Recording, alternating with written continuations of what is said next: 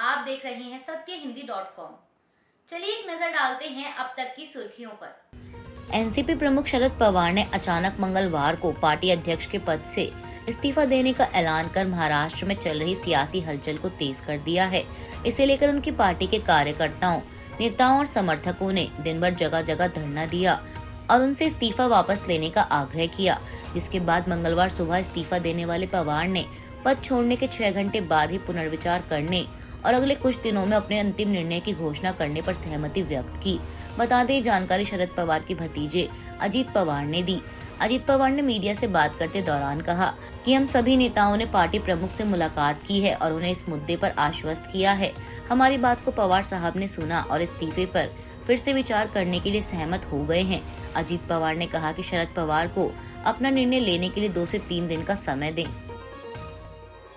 उत्तर प्रदेश के लखनऊ की एक कोर्ट ने मंगलवार को कांग्रेस नेता राहुल गांधी के खिलाफ दायर एक मामले में जांच का आदेश दिया है। दरअसल कोर्ट ने भारत जोड़ो यात्रा के दौरान राहुल गांधी की ओर से वीडी सावरकर पर की गई उनकी कथित आपत्तिजनक टिप्पणी को लेकर दर्ज शिकायत की जांच का निर्देश जारी किया है। कोर्ट ने सीआरपीसी की धारा 156(3) के तहत अधिवक्ता नृपेंद्र पांडे की ओर से दायर एक याचिका पर यह आदेश पारित किया।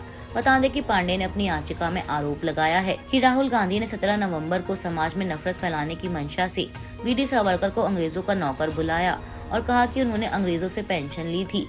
याचिका में कहा गया कि वीर सावरकर एक निर्भीक स्वतंत्रता सेनानी थे जिन्होंने भारत माता को अंग्रेजों की गुलामी से मुक्त कराने के लिए अमानवीय अत्याचारों को सहा।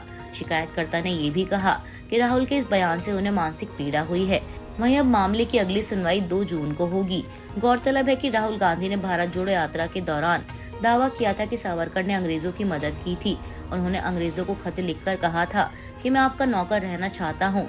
उन्होंने डर की वजह से माफीनामे पर हस्ताक्षर किए थे और ऐसा करके उन्होंने महात्मा गांधी और अन्य नेताओं को धोखा दिया था। कुश्ती महासंघ के अध्यक्ष बृजभूषण शरण सिंह ने मंगलवार को कहा कि मैं अपने पद से इस्तीफा देने के लिए तैयार हूं, लेकिन इसके लिए पहलवानों को जंतर मंतर से अपना प्रदर्शन खत्म करना होगा। उन्होंने एनडीटीवी को दिए एक इंटरव्यू में कहा कि मैं किसी भी तरह की जांच के लिए तैयार हूं। मुझे सुप्रीम कोर्ट और दिल्ली पुलिस पर भरोसा है, लेकिन मैं सांसद के पद से इस्तीफा क्यों दूं? उन्होंने कहा कि मैंने चयन करने को लेकर बने नियमों में बदलाव किया है और यही वजह है कि वो लोग आज मुझे टारगेट कर रहे हैं और जंतर मंतर पर प्रदर्शन कर रहे हैं। जो पहलवान जंतर मंतर पर बैठे हैं वो अब पहलवान नहीं रहे, वो अब राजनेता बन चुके हैं। सिंह ने आगे कहा कि अगर पीएम मोदी कहेंगे तो मैं सभी पदों से इस्तीफा दे दूंगा। जो भी आरोप लगे हैं वो मेरे ऊपर लगे, ना कि मेरी पार्टी के खिलाफ। अगर इन पहलवानों ने देश के लिए मेडल जीता है तो मैंने भी पहलवानों के लिए बहुत कुछ किया है। कर्नाटक विधानसभा चुनाव में अब केवल कुछ ही समय बाकी बचा है। ऐसे में सियासी बयानबाजी भी अपने चरम पर है। खबर है कि कर्नाटक सीएम बसवराज बोम्मई का एक बयान सामने आया है जिसमें उन्होंने कहा है कि अगर भगवान हनुमान के भक्त कांग्रेस के खिलाफ भड़क उठे तो देश से कांग्रेस का सफाया हो जाएगा। बता दें, सीएम बोम्मई का यह बयान कांग्रेस का घोषणा पत्र जारी होने के बाद आया है। बोम्मई ने कहा कि कांग्रेस का बजरंग दल और पॉपुलर फ्रंट ऑफ इंडिया के बीच समानताएं बनाना अनुचित है। दरअसल कांग्रेस ने अपने घोषणा पत्र में कहा है कि वह सत्ता में आने के बाद बजरंग दल और पीएफआई जैसे संगठनों पर प्रतिबंध लगाएगी। पत्रकारों से बातचीत में बोम्मई ने कहा कि कांग्रेस सत्ता में नहीं आएगी और बजरंग दल पर प्रतिबंध लगाने का सवाल ही नहीं उठेगा। उन्होंने कहा, हालांकि इस तरह के वादे कांग्रेस की नीति को दर्शाते हैं। बजरंग दल एक सामाजिक और धार्मिक सेवा संगठन है, जबकि पीएफआई ने देश के खिलाफ काम किया है, आतंकी गतिविधियों में शामिल रहा है और उसके खिलाफ कई मामले एवं सबूत हैं। इसलिए पीएफआई के बजरंग दल से तुलना करना उचित नहीं है। पीएफआई पर पहले ही प्रतिबंध लगाया जा चुका है। मुख्यमंत्री ने कहा कि बजरंग दल पर प्रतिबंध लगाने का कोई सवाल ही पैदा नहीं होता, क्योंकि राज्य सरकारों के पास किसी संगठन पर प्रतिबंध लगाने की शक्ति नहीं है। यह शक्ति केवल केंद्र के हाथों में है। कर्नाटक विधानसभा चुनाव को लेकर इस वक्त राज्य में सियासत गरमाई हुई है। अलग अलग पार्टी के नेता खुलकर बयानबाजी कर रहे हैं। चुनाव प्रचार के दौरान कई विवादित और भड़काऊ बयान भी सामने आए हैं। वहीं अब इस मामले को लेकर निर्वाचन आयोग ने चुनाव प्रचार के दौरान भाषा के गिरते स्तर को गंभीरता से लिया है। आयोग ने कल मंगलवार को सख्त रुख अपनाते हुए सभी राजनीतिक दलों के लिए एडवाइजरी जारी की। आयोग ने पार्टियों से संयम बरतने और चुनावी माहौल खराब नहीं करने को कहा है। निर्वाचन आयोग ने कर्नाटक चुनाव के दौरान प्रचार कर रहे तमाम स्टार प्रचारक, राष्ट्रीय और राज्य स्तर की सियासी पार्टियों से कहा कि वह चुनाव प्रचार के दौरान भाषा के गिरते स्तर पर ध्यान दें। तमाम स्टार प्रचारक और राजनीतिक दल मॉडल कोड ऑफ कंडक्ट और नियमों का पालन करें। आयोग ने अपने बयान में ये भी कहा कि कई दलों ने इस संबंध में शिकायतें दर्ज कराई हैं, जिसमें इस तरह के उदाहरण सामने आए हैं। ऐसे में स्टार प्रचारक का दर्जा रखने वाले व्यक्तियों द्वारा प्रचार के दौरान अनुचित शब्दावली और भाषा का इस्तेमाल नहीं किया जाना चाहिए। उन्हें राज्य में चुनावी माहौल खराब करने से बचना चाहिए। केंद्रीय कानून मंत्री किरण रिजिजू ने एक बार फिर न्यायपालिका की स्वतंत्रता को लेकर बयान दिया है।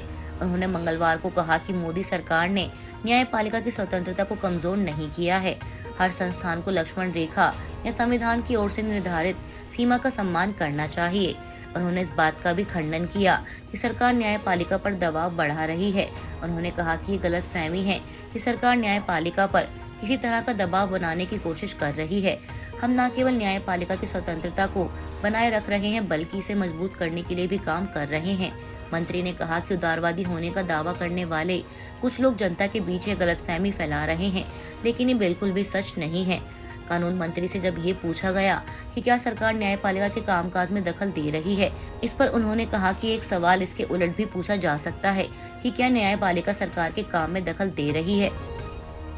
बाबा बागेश्वर धाम के पीठाधीश्वर धीरेन्द्र कृष्ण शास्त्री 13 मई को बिहार में कथा वाचन के लिए आ रहे हैं, जिसके चलते जहां एक तरफ बजरंग दल, विश्व हिंदू परिषद और आरएसएस जैसे हिंदुवादी संगठन उनके कथा वाचन के कार्यक्रम को लेकर जोर शोर से तैयारियों में लगे हैं, तो वहीं उनके बिहार दौरे को लेकर सियासत भी गर्मा गई है और सत्ता पक्ष और विपक्ष दोनों में जुबानी जंग तेज हो गई है।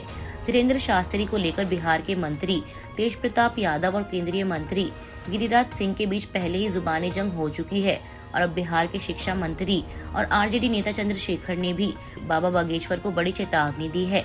शिक्षा मंत्री चंद्रशेखर से जब पूछा गया कि धीरेन्द्र शास्त्री के मुद्दे पर गिरिराज सिंह ने बिहार सरकार को चुनौती दी है, तो इस पर उन्होंने कहा कि गिरिराज सिंह क्या कहते हैं इससे उन्हें कोई लेना देना नहीं है, लेकिन धीरेन्द्र शास्त्री अगर बिहार में नफरत पैदा करने की कोशिश करेंगे तो जिस तरह आडवाणी जेल गए थे उसी तरह धीरेन्द्र शास्त्री भी जेल जाएंगे।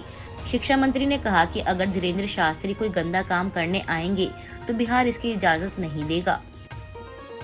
उत्तर प्रदेश में नगर निकाय चुनाव 2023 के पहले चरण की वोटिंग में केवल 2 दिन का समय शेष बचा है। वहीं उससे पहले समाजवादी पार्टी प्रमुख अखिलेश यादव ने बसपा से सावधान रहने को कहा है।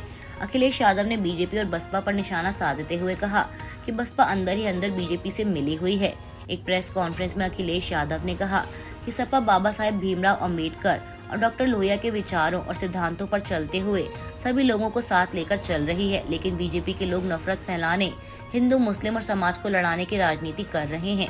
इनके पास जनता को बताने के लिए खुद का कोई काम नहीं है। बीजेपी सरकार ने नगरों में अपने कार्यकाल के दौरान हुए विकास कार्यों को रोक दिया।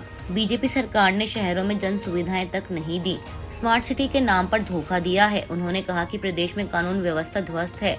प्रदेश में हर दिन महिलाओं और बेटियों के साथ घटनाएं हो रही हैं। व्यापारियों का उत्पीड़न हो रहा है। अन्याय और अत्याचार चरम पर हैं। मुख्यमंत्री दूसरों को माफिया बताते हैं। अगर वे स्वयं के मुकदमे वापस ना लेते तो उनकी चार्जशीट बहुत लंबी होती। उन पर तमाम तरह के गंभीर मुकदमे दर्ज थे।